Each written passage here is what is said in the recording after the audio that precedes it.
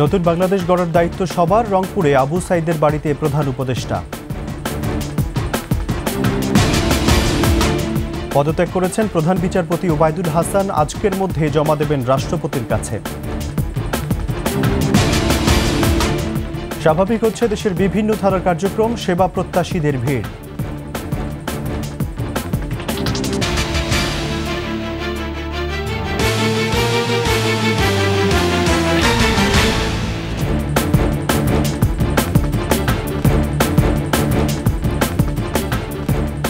First security ইসলামী bank PLC সংবাদ শিরোনাম, আমন্ত্রণ ২১ দেশের সংবাদে, সাথে আছি রাজিউর রহমান। দর্শক, ২১ টেলিভিশনের সংবাদ একই সাথে সরাসরি দেখতে পাবেন আমাদের ফেসবুক পেজ www.facebook.com/2124 বিশৃঙ্খলা ও ধর্ম নিয়ে বাড়াবাড়ি বন্ধের আহ্বান জানিয়েছেন অন্তর্বর্তীকালীন সরকারের প্রধান উপদেষ্টা ডক্টর মোহাম্মদ ইউনূস। বাংলাদেশ গড়ার দায়িত্ব সবার উল্লেখ করে যে কোনো অন্যায়ের বিরুদ্ধে শহীদ আবু সাইদের মতো প্রতিবাদ গড়ে তোলার আহ্বান জানিয়েছেন ডক্টর ইউনূস। রংপুর প্রতিনিধির তথ্য ছবিতে বিস্তারিত আকবর হোসেন সুমনের রিপোর্টে। বৈষম্য বিরোধী ছাত্র আন্দোলনে বেগম রোকেয়া বিশ্ববিদ্যালয়ের শিক্ষার্থী রংপুর পীরগঞ্জের আবু সাইদও রাজপথে নেমে এসেছিলেন। সাইদের পেতে দেওয়া বুক ঝাঁঝরা করেছিল বুলেট। কোটা সংস্কার আন্দোলন সেই আত্মত্যাগে আরও বেগবান হয়। অন্তর্বর্তীকালীন সরকারের প্রধান উপদেষ্টার দায়িত্ব নিয়েই দুই উপদেষ্টাকে সঙ্গে নিয়ে শহীদ আবু সাইদের বাড়িতে যান নোবেলজয়ী অর্থনীতিবিদ ডক্টর মোহাম্মদ ইউনূস। পরে শহীদ সাইদের কবর জিয়ারত করেন তারা। সন্তান হত্যার বিচার চেয়েছেন আবু সাইদের বাবা মা ও সহপাঠীরা। পাকি ঝেঙ্কা করে মারে, ঝেঙ্কা করে ছেলে লাপা ঝাপা করে লাঠি নিয়ে আসলো হাতে ছিল। চলো আমার কোনোটা দৌড় ঝাঁপ করে নাই, ওরই খালি করছে, পার হওয়া হয়ে করছে। এখন তো সন্তান হারা, এখন মনের বেদনা তো দূর হয় না। এখন সকলে আসতেছে, আসি বলতেছে যে আমরাই আপনার ছেলে, এই যে বলি গর্ববোধ হয় যে সকলেই আছে। আবার যারা এই হত্যাকাণ্ডের নির্দেশ দিয়েছে তারা আমরা এবং যারা হত্যা করেছে তাদের বিচার চাই। আবু সাইদ হত্যার সঙ্গে যারা জড়িত এবং যারা মদত দিয়েছে, আমরা তাদের সুষ্ঠু তদন্তের মাধ্যমে একটা বিচার আশা করি। আবু সাইদের আত্মত্যাগ পরবর্তী প্রজন্ম গর্বে স্মরণ করবে বলে মন্তব্য করেন প্রধান উপদেষ্টা। আবু সাইদ এখন ঘরে ঘরে, প্রত্যেক ঘরে আবু সাইদ, এবং বাংলাদেশের যত পরিবার আছে সব পরিবারের সন্তান, এবং বাংলাদেশে এখানে জাতি ধর্ম নির্বিশেষে সবারই সন্তান। এখানে হিন্দু পরিবার হোক, মুসলমান পরিবার হোক, বৌদ্ধ পরিবার হোক, সবার ঘরের সন্তান এই আবু সাইদ। যেখানেই বিশৃঙ্খলা সেখানেই প্রতিরোধ গড়ে তোলার আহ্বান জানান ডক্টর মোহাম্মদ ইউনূস। আপনারা খেয়াল রাখবেন যে কোথাও গোলযোগ না হয়, কেউ ধর্ম নিয়ে কথাবার্তা না বলে, সবাই আবু সাইদ। কাজে এদের সন্তানদের রক্ষা করা জাতি ধর্ম নির্বিশেষে, এটা আমাদের কর্তব্য। আমরা যেন এটা নিশ্চিত করি, সামনে গিয়ে দাঁড়াই। আবু সাইদ যেরকম দাঁড়িয়েছে, আমাদের এরকম দাঁড়াতে হবে। নিহত আবু সাইদের পরিবারের প্রতিও সমবেদনা জানান প্রধান উপদেষ্টা। আকবর হোসেন সুমন, ২১ টেলিভিশন। পদত্যাগ করেছেন প্রধান বিচারপতি ওবায়দুল হাসান সহ আপিল বিভাগের ৫ বিচারপতি।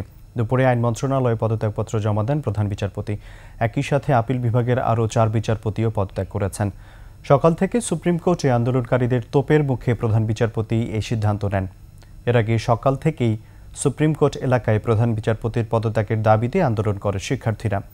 অবশেষে দুপুরে আইন মন্ত্রণালয়ের পদত্যাগপত্র জমা দেন প্রধান বিচারপতি ওবায়দুল হাসান। যেহেতু প্রধান বিচারপতির প্রতি অনাস্থা রয়েছে, সেহেতু তার পদত্যাগ করা উচিত বলে সাংবাদিকদের জানান অ্যাটর্নি জেনারেল মোহাম্মদ আসাদুজ্জামান। এদিকে দুপুরে আশফাকুল ইসলামকে ভারপ্রাপ্ত প্রধান বিচারপতি করে প্রজ্ঞাপন জারি করা হয়েছে। যাদের বিরুদ্ধে অনাস্থা আসছে রাজপথ থেকে, অ্যাটর্নি জেনারেল হিসেবে যেটা মনে করি, নাম্বার 1, অতি দ্রুত সুপ্রিম কোর্ট খোলার ব্যবস্থা করার জন্য, এবং সেই ব্যবস্থায় যাদের প্রতি অনাস্থা আসছে তারা যদি নিজেরা তাদের শুভবুদ্ধির উদয় হয় যে ঠিক আছে, দেশ একটা সংকটকালীন অবস্থায় আছে এবং আমি বিচারপতি হিসেবে আমার প্রতি জনগণের কোনো আস্থা নাই, সে জায়গাটা আমার থাকা উচিত না। দেশের বিভিন্ন স্থানে থানায় শুরু হয়েছে কার্যক্রম। থানাগুলোর নিরাপত্তায় সেনা সদস্য মোতায়েন করা হয়েছে। গাজীপুরে নতুনভাবে মেট্রোপলিটন পুলিশের 7টি থানার পুলিশের কার্যক্রম শুরু হয়েছে। শুধুমাত্র বাসন থানা একদিন পর চালু করা হবে বলে জানানো হয়। নওগাঁ জেলার 11টি থানায় কার্যক্রম স্বাভাবিক রয়েছে। শুরু হয়েছে জিডি, এফআইআর, এজাহার দাখিলের মতো দাপ্তরিক কার্যক্রম। সকাল থেকে সেনাবাহিনী এবং পুলিশ যৌথভাবে টহল কার্যক্রম শুরু করে। কুমিল্লার বিভিন্ন থানায় সীমিত পরিসরে কার্যক্রম শুরু হয়েছে। সেনাবাহিনীর সহযোগিতায় বরিশালের বিভিন্ন থানায় সীমিত পরিসরে কার্যক্রম চলছে। পুলিশ সদস্যরা শুরু করেছেন দাপ্তরিক কার্যক্রম। এদিকে রাজবাড়ীতে 5 উপজেলার থানাগুলোতে পুলিশ সদস্যরা যোগদান না করায় নাগরিক কার্যক্রম বন্ধ রয়েছে। এতে থানায় আসা সাধারণ মানুষ নাগরিক সুবিধা থেকে বঞ্চিত হচ্ছেন।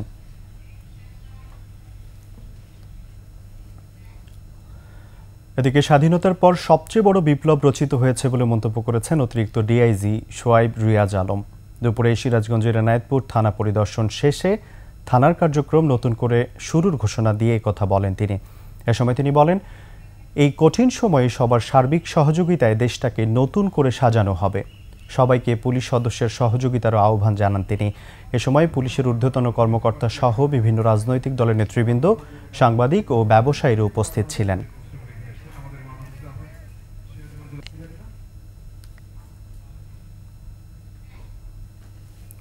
নিচ্ছি সংবাদ বিরতি। যখন ফিরছি তখন অন্যান্য সংবাদের সাথে আরও থাকবে। নিত্যপণ্যের দাম সহনীয় রাখতে চট্টগ্রামে বাজার মনিটরিং, বেশি দাম না নেয়ার আহ্বান ক্যাবের।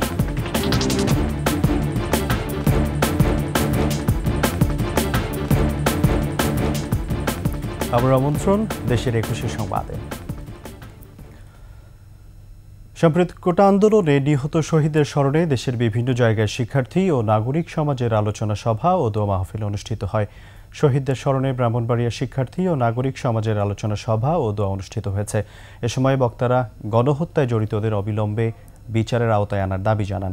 নোয়াখালীর বেগমগঞ্জ দোয়ালিয়া গ্রামে ছাত্র ও যুব সমাজের আয়োজনে আন্দোলনে নিহত শহীদদের মাগফিরাত কামনা দোয়া শোক সভার আয়োজন করা হয়। এছাড়া ঝিনাইদহে চলমান পরিস্থিতি নিয়ে সকালে সংবাদ সম্মেলন করে বৈষম্য বিরোধী ছাত্র আন্দোলনকারীরা।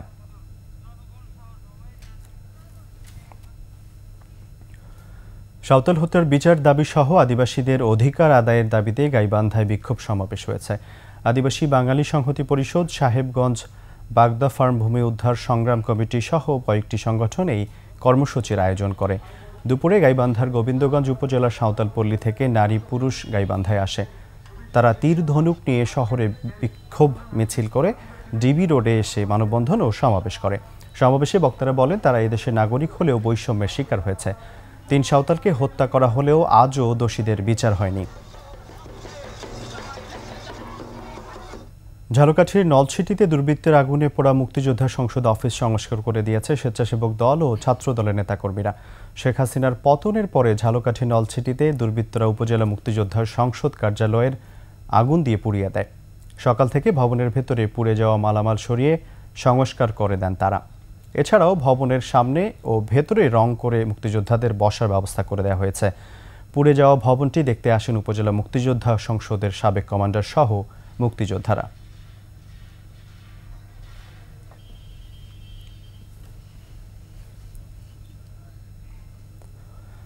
নিত্যপণ্যের দাম সহনীয় পর্যায়ে রাখতে চট্টগ্রামে বাজার মনিটরিং শুরু করেছে ভোক্তা অধিকার সংরক্ষণ অধিদপ্তর ক্যাব।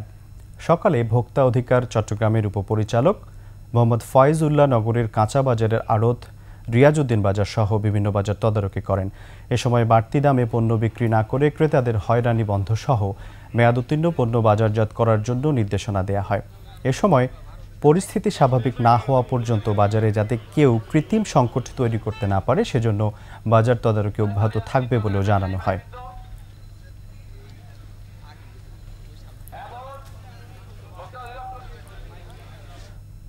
শেষ করছে 21-এর দেশের সংবাদ। যাবার আগে ফার্স্ট সিকিউরিটি ইসলামী ব্যাংক পিএলসি সংবাদ শিরোনামগুলো আরও একবার। নতুন বাংলাদেশ গড়ার দায়িত্ব সবার, রংপুরে আবু সাইদের বাড়িতে প্রধান উপদেষ্টা। পদত্যাগ করেছেন প্রধান বিচারপতি ওবায়দুল হাসান, আজকের মধ্যে জমা দেবেন রাষ্ট্রপতির কাছে। এবং স্বাভাবিক হচ্ছে দেশের বিভিন্ন থানার কার্যক্রম, সেবা প্রত্যাশীদের ভিড়।